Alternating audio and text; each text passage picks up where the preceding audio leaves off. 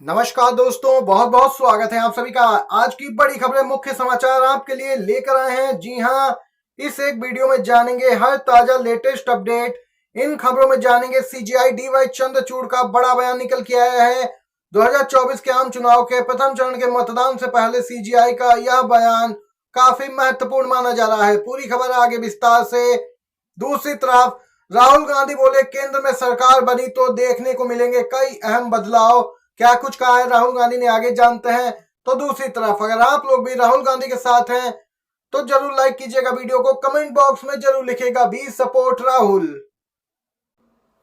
बड़ी खबर में पहले जानते हैं, राहुल गांधी ने बताया केंद्र में सरकार बनी तो युवाओं को रोजगार देने के लिए क्या करेगी इंडिया गठबंधन की सरकार। छत्तीसगढ़ के बस्तर में एक जनसभा को संबोधित करते हुए राहुल गांधी ने कहा, हिंदुस्तान के सब बेरोजगार युवाओं को सरकार ये अधिकार देगी कि एक साल के लिए निजी कंपनी में, पीएसयू में, सरकारी कार्यालयों में हिंदुस्तान के बेरोजगार युवाओं को नौकरी एक साल की मिलेगी जरूर।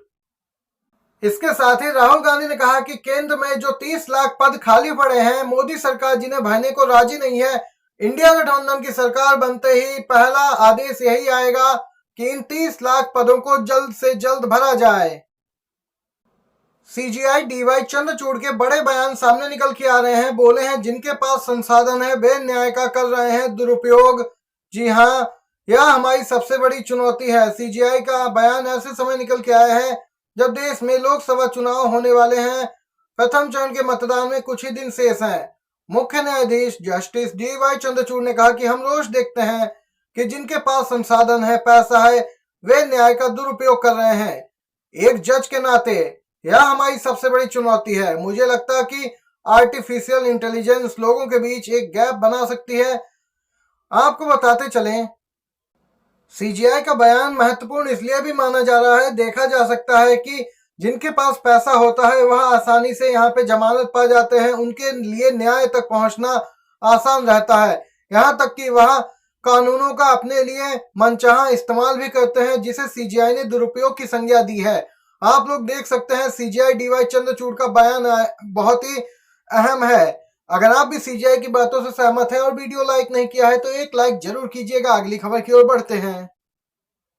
वहीं 16 अप्रैल को कुछ बड़ा हो सकता है। जी हां, सुप्रीम कोर्ट से ही खबर है, क्योंकि उस दिन 2024 लोकसभा चुनाव पर सुप्रीम कोर्ट और चुनाव आयोग आमने सामने हैं।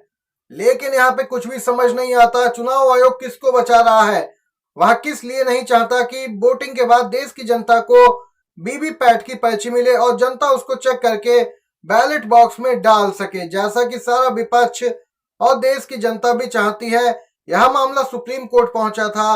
अब 16 अप्रैल को सुनवाई होनी है। केंद्र और चुनाव आयोग को सुप्रीम कोर्ट ने नोटिस जारी किया था। लोगों का कहना है अब तो सीजीआई चंद्रचूड़ साहब को जनता का साथ देना चाहिए और निष्पक्ष चुनाव का सहयोग करना चाहिए।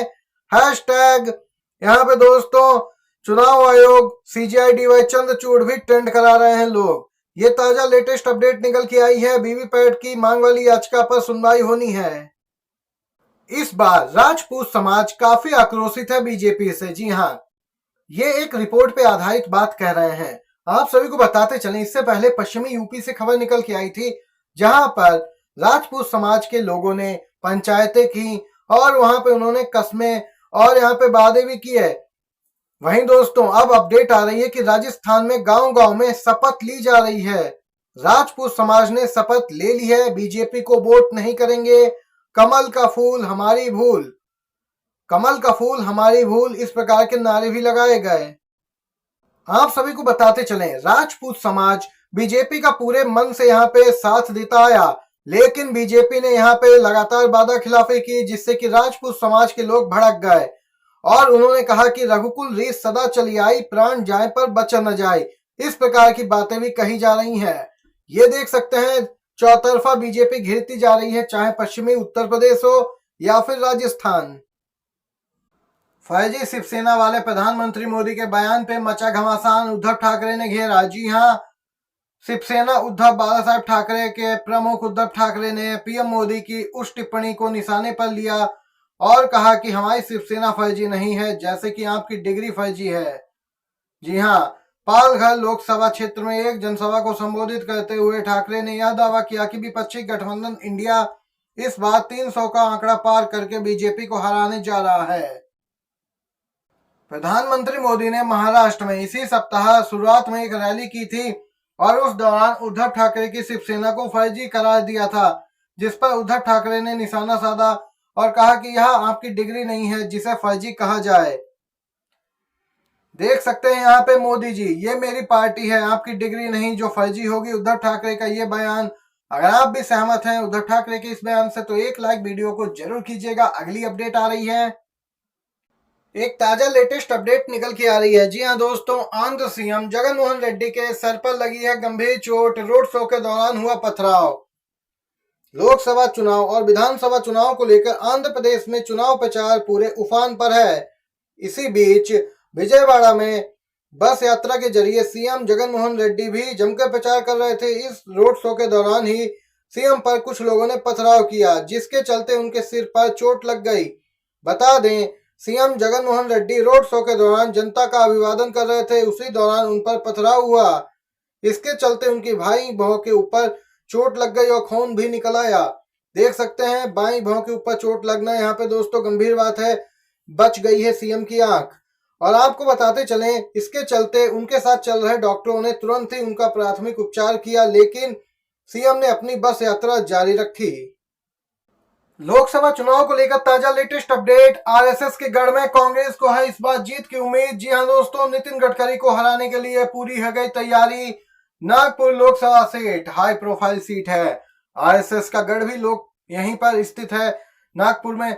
आपको बता दें, बीजेपी के दिग्गज नेता नितिन गडकरी फिर से चुनावी मैदान में हैं। पिछली बार तो इन्होंने जीत हासिल की थी 2 लाख से ज्यादा वोटों से, लेकिन इस बार मंत्री जब पहले कह रहे थे कि मैं बालकनी में भी नहीं आऊंगा, 5 लाख के लीड से जीतूंगा, लेकिन अब मंत्री जी को भी समझ आ गया है कि जनता के बीच तो जाना पड़ेगा, क्योंकि स्थिति बदल गई है। कांग्रेस की लोकप्रियता जो बढ़ी है।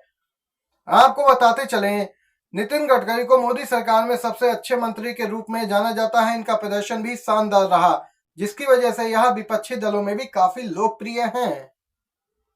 वह अपने किए गए कार्यों के आधार पर यहाँ पर वोट मांग रहे हैं, लेकिन नितिन गडकरी को भी खासी मेहनत करनी पड़ रही है। सुबह 8 बजे घर से निकलते हैं, रात के 10 बजे तक चुनाव प्रचार करना पड़ रहा है, क्योंकि कांग्रेस उम्मीदवार ने इन्हें यहाँ पे खासी चुनौती दे रखी है। पिछली बार कांग्रेस में अंदरूनी कलह मची थी, लेकिन इस बार कांग्रेस का मानना है कि उसके पास नागपुर कांग्रेस अध्यक्ष विकास ठाकरे के रूप में एक मजबूत स्थानीय उम्मीदवार है, जो नितिन गडकरी को टक्कर दे सकते हैं। यह अपडेट निकल के आई है। एक और खबर आ रही है, कंगना रनौत मंडी से बीजेपी की उम्मीदवार। जी हां, हिमाचल के मंडी से बीजेपी ने कंगना रनौत को टिकट दिया। तब से ही कांग्रेस यहाँ पे एक मजबूत उम्मीदवार की तलाश कर रही थी। अब वह तलाश समाप्त हुई, क्योंकि मंत्री विक्रमादित्य कंगना रनौत के सामने होंगे चुनावी मैदान में। जी हां, सुक्खू सरकार में कैबिनेट मंत्री विक्रमादित्य चुनाव लड़ेंगे, क्योंकि वह युवाओं के बीच भी काफी लोकप्रिय नेता हैं। और कंगना की यहाँ पे हार तय मानी जा रही है उनके आगे, क्योंकि मंडी से इससे पहले उनकी मां यहाँ पे प्रतिभा देवी जी मैदान में थी और चुनाव भी जीती थी। लेकिन इस बार विक्रमादित्य उनके बेटे मंडी से चुनाव लड़ेंगे। ये दोस्तों अभी आधिकारिक घोषणा होना बाकी है, लेकिन कंफर्म खबर है। सूत्रों ने इस बात की पुष्टि भी की है। आज की हर एक बड़ी खबर आप तक पहुंचाई। वीडियो पसंद आया हो तो लाइक कीजिएगा, शेयर कीजिएगा अपने दोस्तों में भी। बहुत बहुत धन्यवाद। जय हिंद, जय भारत।